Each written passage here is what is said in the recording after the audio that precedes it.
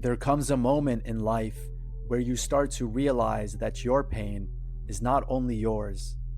The struggles you face, the patterns you fall into, the relationships that shake you to your core, they did not begin with you. They are echoes. Echoes moving through generations, passed down not only through stories, but through nervous systems, through emotional imprints, through the unseen layers of the psyche. And most people never pause long enough to notice this. They simply repeat.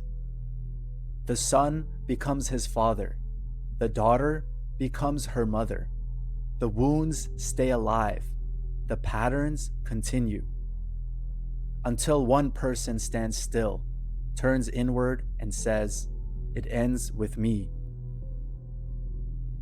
In psychology, this is called multi-generational trauma.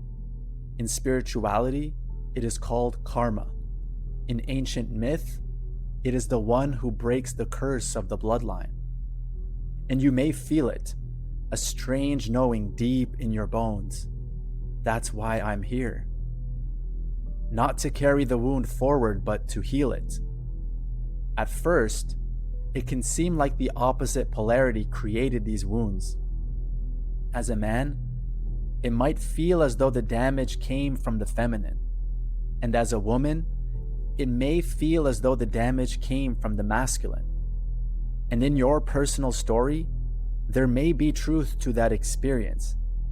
But at a deeper level, the true wound was never created by man or woman.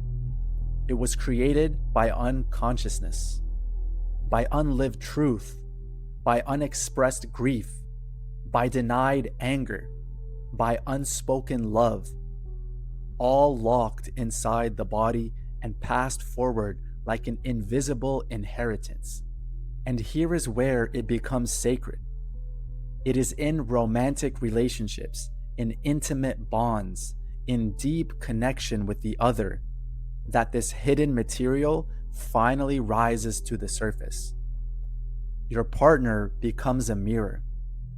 They reflect not only who you are now, but who you were taught to be, and the pain that lived in your family long before you arrived.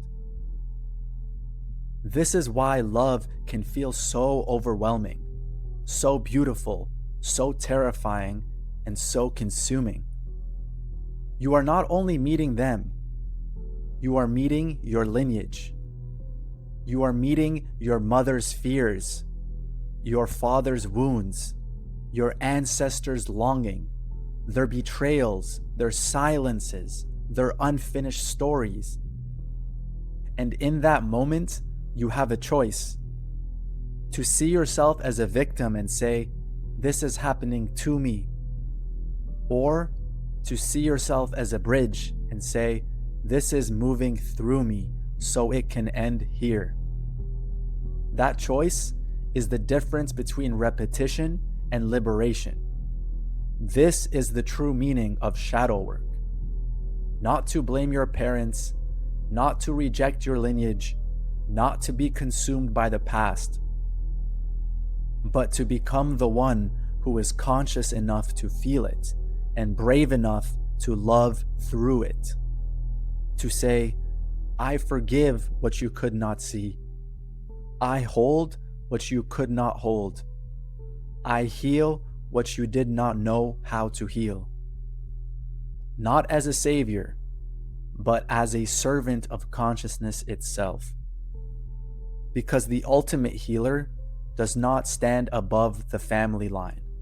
He or she stands inside it, as the place where light finally enters. And then something extraordinary happens. When one person does this sincerely, the energy of the entire line begins to shift. Even without children, even without recognition, even without acknowledgement, the field is changed. And if children do come, they are born into a different frequency, a lighter one, a clearer one, more capable of love, more capable of truth, more capable of becoming whole. This is not only personal healing, it is ancestral, it is collective, it is cosmic. You are not only freeing yourself, you are freeing those who came before you and those who will come after you. And this is why the path can feel lonely. Not everyone breaks from the current of the river.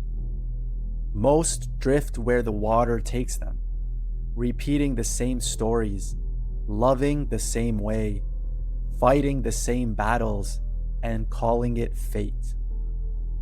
But some feel the pull to swim upstream, to return to the source, to remember, to choose differently. And if you feel that you are in the middle of a great inner reckoning, if your relationships have shattered you open, if grief has walked beside you, if old versions of you have died, then perhaps you are not lost. Perhaps you are standing exactly where a cycle finally ends. And the real question becomes, will you perpetuate the cycle of victimhood? Or will you have the courage to face the shadow that your ancestors could not face? What if the reason you are here is not just to survive, not just to cope, not just to get by, but to become the healed ancestor you always needed? If this message resonated with you, don't forget to like, subscribe, and share your thoughts with me in the comments below. I'd love to have you join me on this journey as we continue to uncover more emeralds from eternity.